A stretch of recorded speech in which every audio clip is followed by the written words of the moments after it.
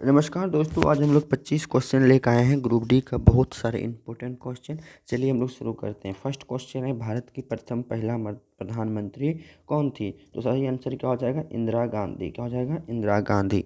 चलिए आगे फिर देखते हैं नेक्स्ट क्वेश्चन। ऑक्सीजन का रासायनिक सूत्र क्या होता है? ऑक्सीजन जो होते हैं उसका रासायनिक सूत्र क्या होते हैं? O2। चलिए आगे देखते हैं फिर।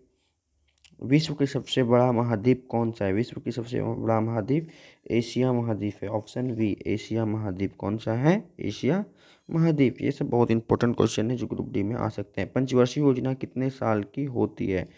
5 साल की। कितने साल की होती है? 5 साल से। नाम में ही स्पष्ट है, पंचवर्षीय योजना मतलब 5 साल के लिए जो योजना बनते हैं उसे हम क्या कहते हैं? पंचवर्षीय योजना। उसे हम क्या कहते हैं? पंचवर्षीय योजना। चलिए आगे देखते हैं। मनुष्य के शरीर में कुल कितनी हड्डियां होती है? 206। कितनी होती है? 206। तो मनुष्य के शरीर में कितनी हड्डियां होती है? 206। भारत का राष्ट्रीय खेल क्या है? भारत का राष्ट्रीय खेल क्या है? हॉकी। तो भारत का राष्ट्रीय खेल क्या है? हॉकी, है ना। ये भी बहुत सा इंपॉर्टेंट क्वेश्चन है कि भारत का राष्ट्रीय खेल क्या है? हॉकी। पानी का क्वथनांक कितने डिग्री सेल्सियस होते हैं? जो पानी का जो है कितना डिग्री सेल्सियस पर क्वथनांक होते हैं? तो इसका आंसर से कितना होगा? Option B 100। कितना होगा? 100। आगे क्वेश्चन देखते हैं फिर।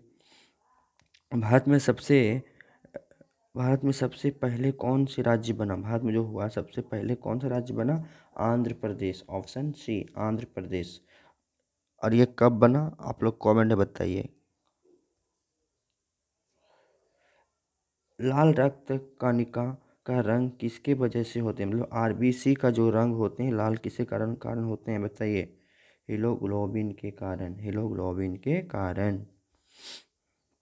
जन गण मन किसने लिखा था? जन गण मन किसने लिखा था?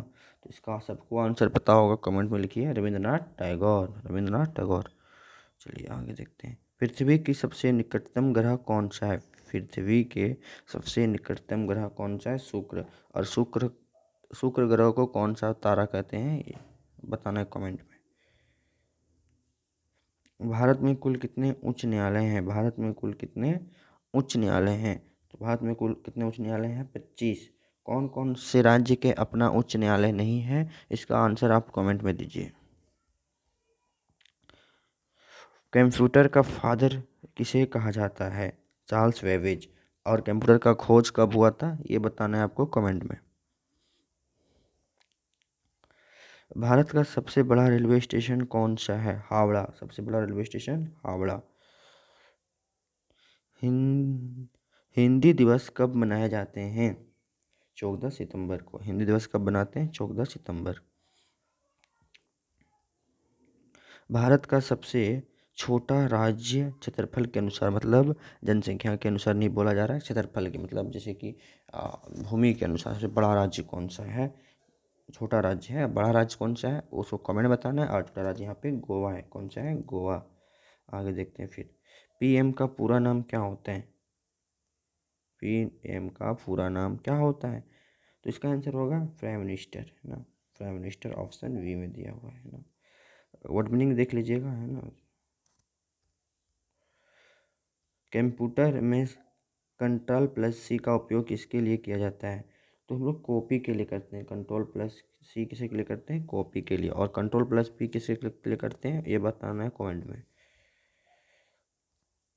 विश्व का सबसे बड़ा ग्रह कौन सा है? बृहस्पति। विश्व का सबसे बड़ा ग्रह कौन सा है? बृहस्पति। और सबसे छोटा ग्रह? कमेंट में। बैंक का नियम कौन करता है? बैंक का नियमन कौन करता है? आरबीआई। बैंक मतलब जो होते हैं बैंकों का बैंक आरबीआई को ही कहते हैं।